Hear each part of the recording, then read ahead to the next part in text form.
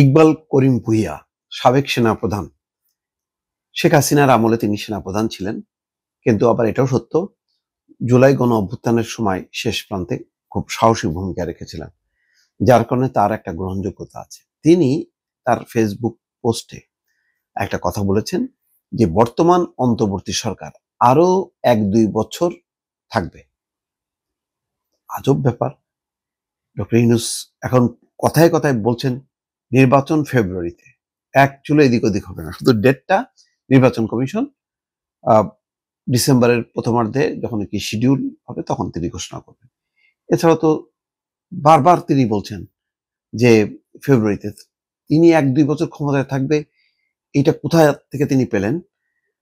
উনি বলছেন যে বর্তমান অন্তর্বর্তী সরকার আরো 1-2 বছর থাকবে, তারপর নির্বাচনে বিএনপির ক্ষমতায় আরোহণের সম্ভাবনা, এরপর বিএনপি ক্ষমতায় আসার সম্ভাবনা আছে। বিএনপি পুরো মেয়াদ শেষ করতে পারবে কিনা তা নির্ভর করবে কিছুটা ভারতের কৌশলগত অবস্থানের পর, কিছুটা আওয়ামী লীগের প্রত্যাবর্তন ও শক্তি সঞ্চয়ের উপর। মানে বিএনপি ক্ষমতায় আসলেও টিকতে পারবে কিনা, এটা হলো বিষয়। যদি বিএনপি তার বিরুদ্ধে পরিচালিত পরিকল্পিত সহিংস বিরোধী আন্দোলন দমনে ব্যর্থ হয়, তবে 1-11-এর পুনরাবৃত্তি করবে। বাপরে, কঠিন একটা বিষয়। নিজের ফেসবুকে আগামী 5 বছরে আমরা কোথায় যাচ্ছি শিরোনামে এক ধারাবাহিক লেখার শেষ অংশে সোমবার প্রকাশিত এক পোস্টে এমনটা দাবি করছেন তিনি। ইকবাল করিম ভূঁইয়া তার ফেসবুক পোস্টে আরো লিখেছেন, অদক্ষতা, আইন শৃঙ্খলা অবনতির কারণে এবং ছাত্র চাপের মুখে সংস্কার মিশনে হাত দিলে নির্বাচন না হয়ে অন্তর্বর্তী সরকার ক্ষমতায় থাকবে। তখন দুর্বল মন্ত্রীরা বদলাবে এবং ডক্টর ইউনূসকে প্রেসিডেন্ট করে ঐক্যমতের জাতীয় সরকার গঠিত হবে। এগুলি তো আসলে অনেক আগে এইসব জল্পনা কল্পনা ছিল, এখনো কি আছে কিনা সেটা একটা প্রশ্ন।